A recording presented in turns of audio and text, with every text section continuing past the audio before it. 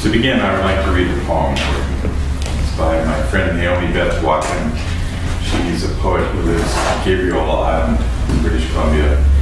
The poem is called "One Does Not Write." And I believe it speaks to why we're all here. One does not write because the goldfish play at the bottom of the waterfall, but because not everyone can see them.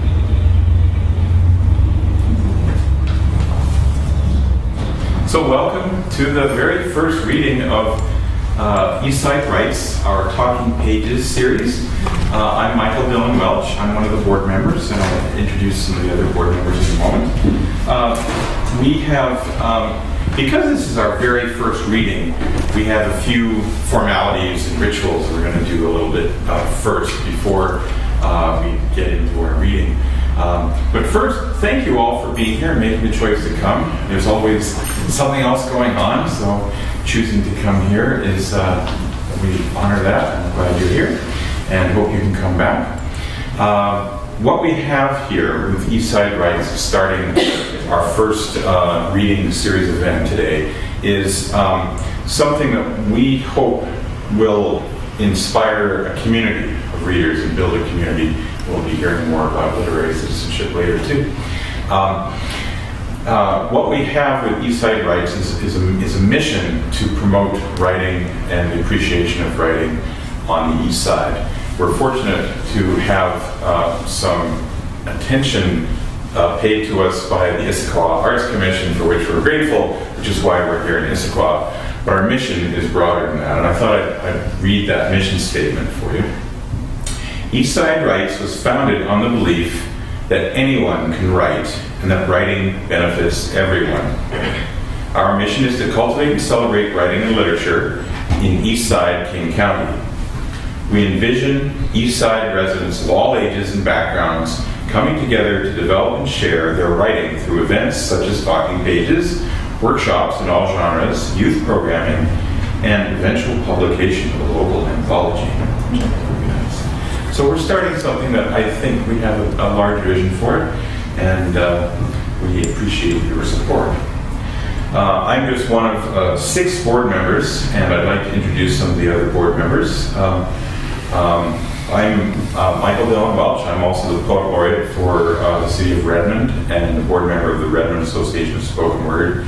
And I also run the Soul Food Poetry Night reading series in Redmond. And I live in Sammamish, so I'm often here and often there. Diane April is another board member. Do you want to say a little bit about yourself? Sure. I am sort of a recent Washington State immigrant. I lived in Louisville, Kentucky until 6 years ago, and lived in Issaquah for 5 years, and recently, in the past year, moved to Kirkland. And I teach creative nonfiction in a low residency Master of Fine Arts program in Louisville, Kentucky, Spalding University, which has been around for about 15 years now. And I also do some teaching at Hugo House, and we just started a class in Kirkland. It's one of their first, I think it was their first class that they've ever had outside of Seattle. Actually, did one in Bellevue a few years ago. Hugo House did? Yeah. Oh, okay. Because they're rebuilding, you know, it's a wonderful place, but they're rebuilding, and they're trying to reach out to other communities and other neighborhoods so that people can still take classes while they're kind of under construction. Okay, how about Carol? She's outside. Oh. Okay, we'll get back to her. 2 other board members who are not able to be here tonight are Rachel Holton and Ken Kankwitz, who we both regret that they can't be here tonight. When Kara gets back, well, maybe she missed your chance. Kara Simon, who stepped out as a board member as well. And Renee, tell us a bit about yourself and also about Joffrey. Sure. Well, I'm Renee Wargard. I write poetry and fiction and children's lit. I am also pretty new to the area. I'm from Massachusetts. I went to grad school in St. Paul, Minnesota, sort of from everywhere, but I love it here. I'm also teaching a poetry and motherhood workshop right here in this very room in March. So if you're free Saturdays in March and you're interested in writing about poetry and motherhood, join me. And Joffrey, he's this little guy over here. You might have seen his picture. I don't want to get him right here. Sort of our mascot.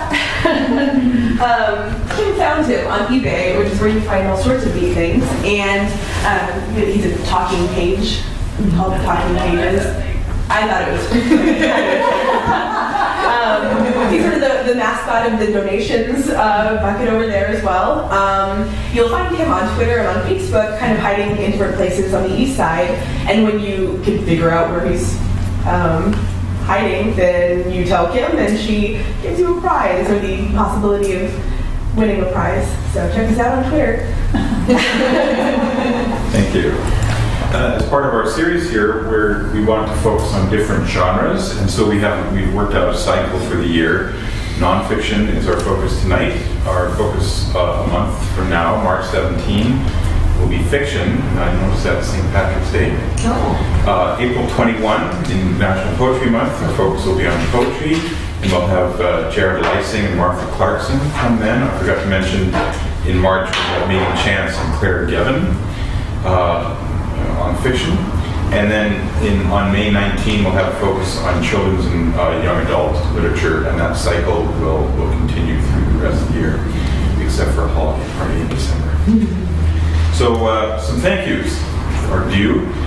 Special thank you to the Arts Coordinator, Amy Dukes, and the Issaquah Arts Commission. Is anybody from the Arts Commission here? Well, thank them anyway. And I understand that they've helped to fund the reading series here, and I understand that our series was the only unanimously agreed upon funding. So we're very grateful for that. In other words, this is a slam dunk and a good idea.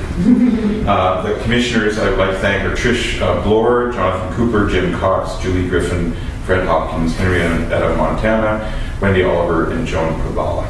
So thank you to the Arts Commission for helping to support what we're doing. I also want to, this is the prepared script part of the evening, talk briefly about the origins and influences for Talking Pages, because I think they will affect our future in what we do here. I do kind of think that we're going to be at this for a while. I hope so. This series began as a way for our new Eastside Writes organization to have a monthly presence in the Eastside area. And we are especially grateful to the Arts Commission for supporting us. We have 6 people on the Eastside Writes board, but we should particularly thank Kim Kinkowitz, who has done nearly all of the heavy lifting to get the organization started. Making the website, applying for funding, starting the nonprofit application process, doing publicity, updating the website, designing our logo, ordering Talking Pages mugs, which are sitting over there, and motivating the rest of us. I'm probably leaving some things out, and I know the rest of us have helped with this, but she's done most of this, I think. And she also found Joffrey on eBay. And surely there are other things that we don't even know about. Although she's away on a trip to Disney World, was it? Yeah. That's a tough choice. She is disappointed that she can't be here with us tonight. However, I think it's fitting that her vision is something that the rest of us can carry on, even if she's not able to be here tonight. We will see her at future visits. So, 3 things have influenced the structure of our monthly meeting readings. First, we wanted to feature those 4 genres of writing, fiction, poetry, nonfiction, and children's or young adult writing. Second, we want to cater, this is perhaps more my thought than the rest of the boards, I don't know, but I think we want to cater to both the head and the heart, to have readings where we can hear what people have to say, stories, poems, whatever is shared, and also a craft talk that goes with it that gives us information that we can learn in addition to what we feel in the readings. So that's something that's informed what we're doing with this series. And the idea of the craft talk is blatantly stolen from the It's About Time reading series that Esther Heathcock has started in Seattle more than 25 years ago, apparently. The third influence is the idea of no apologies. So think about that. Own your work, stand up, and read it proudly. As soon as you start making excuses for it, well, maybe you shouldn't be reading it. If it's fresh out of your notebook, that's an excuse. Don't tell us. Fool us. Make us think it's the greatest thing since sliced bread. This idea is borrowed from the Waverly Writers Group that I used to be part of for a dozen years down in California before I moved here. They even had T-shirts made up that said "No apologies." If you started apologizing, you were booed off the stage. I hope we'll be a little bit more forgiving, but that's the idea: is own your work. Make sure it's ready. However it's ready is up to you, but be confident and make sure it's ready. An apology, I should point out, is different from setting a context. If somebody just before you has read something very funny, and you've got something about the Holocaust, you need to set expectations. We understand that. So however you want to set the expectations, that is not an excuse. So please feel free to provide context for us. But no apologies. Ultimately, we hope to build a community with this reading series, one that integrates a variety of writing genres and styles as well as experience levels. The most important part of this series is not the board, not even our featured readers, but the rest of you. Those of you who attend every month to listen attentively, to share your work, and tell your friends, and perhaps learn something in the process, helping us to celebrate the writing life. So, on that note, it's a good thing to bring up the idea of literary citizenship. We have Lori May, who is with us to talk about our active engagement as literary citizens. And I think this is a good way to begin what we're doing here. And so it's great that you're here. Lori will also be giving a craft talk later, but so I'll introduce her in more detail then. But I will mention that her latest book is The Write Crowd, Literary Citizenship, and the Writing Life, which I've already been glancing at. Yes, it's very intriguing. How much is that? I'm sorry. All right. She says writing may be a solitary calling, but that it also relies on a strong sense of community, which is what we're trying to build here. Lori asks us how we can create a writer's life and how readers play a role in strengthening our literary culture. So I'll introduce Lori more later, but please welcome Lori to talk about literary citizenship. Thank you so much for inviting me into this lovely space. I was complimenting the choice, absolutely, to keep this structure and to rejuvenate and to reinvent, and that's often what we do as writers in our lives.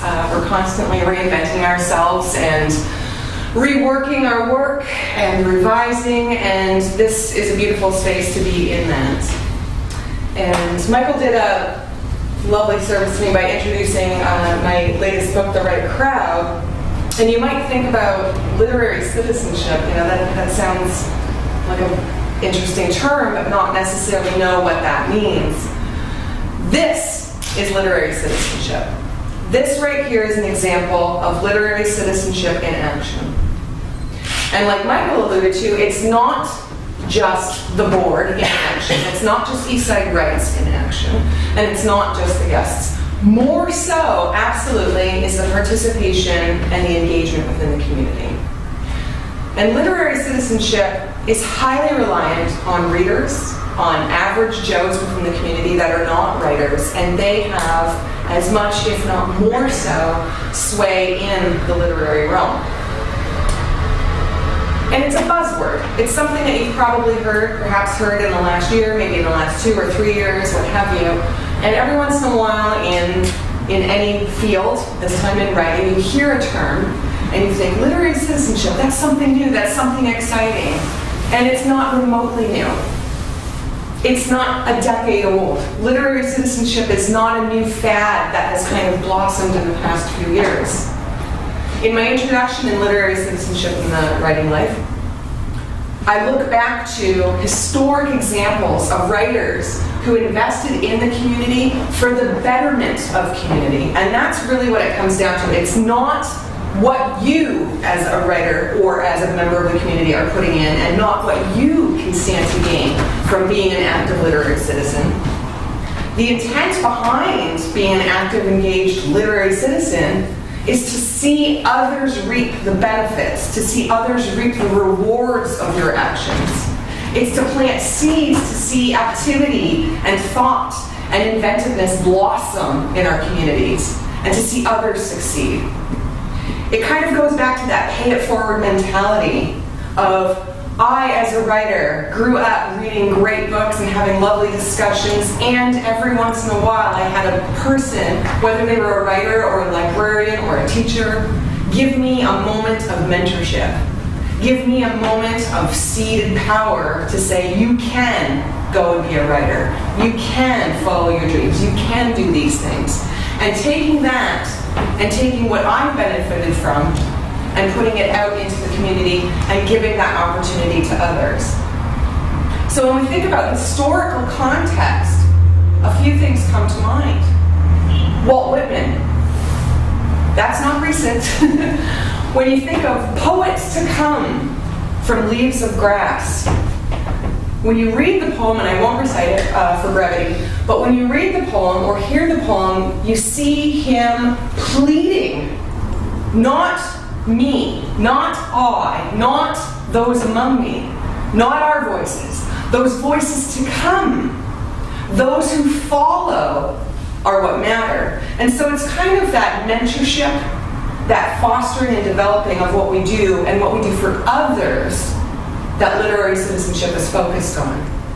I don't want to take up too much time, but I definitely want to have conversations with you after. But know that your presence here and your participation both in this reading series and your participation as readers and what you're doing within the community is definitely you showing your role as a literary citizen. And I hope and encourage that you will enjoy the event, but then go forth, share with your community members and encourage them to attend in the future, share some of the works that you'll hear tonight from our nonfiction reader, and keep that perpetual motion and forward and doing good in the community. Thank you.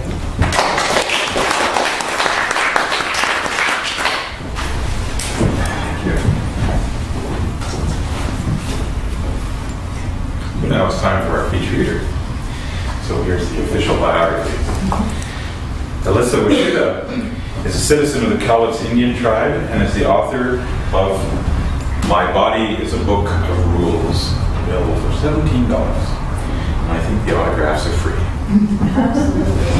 It's a memoir published by Red Hen Press. Her work has appeared in Salon, Chronicle of Higher Education, Weeklings, Filter Literary Journal, and Third Coast. She recently received a Potlatch Fund Native Arts Grant, an Artist Trust Gap Award, and a For Culture Grant.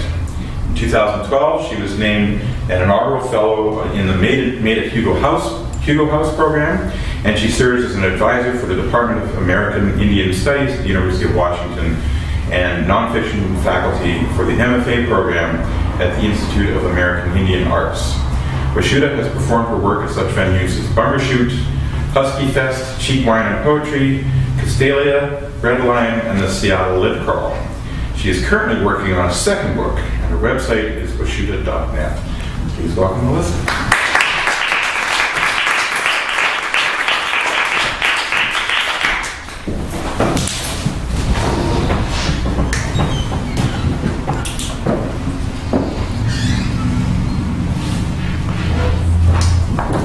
So much, Michael.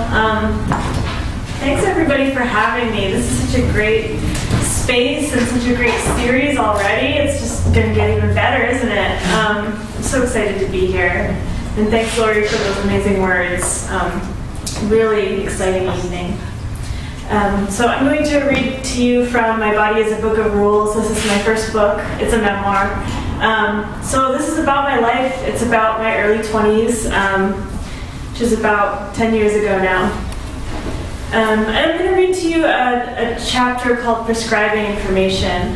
This was inspired by years of going to the drugstore and getting those really thick stacks of paper that they give you with those little bottles full of pills. And the ones I get, you know, they have my name and all my information on them, so I got to take them with me, and I got to shred them or whatever. And but, you know, at first I would look at them because they have all that information on them about how the drugs are going to kill you. And I would sometimes take them seriously, sometimes not. And eventually, actually toward the end of writing this manuscript, this was one of the very last chapters I wrote when I was pulling the whole thing together. I needed something to really pin together the whole length of not the whole length, but much of the length of the experience I was writing about in the book. So this is in the form of those drug inserts, and it's called Prescribing Information.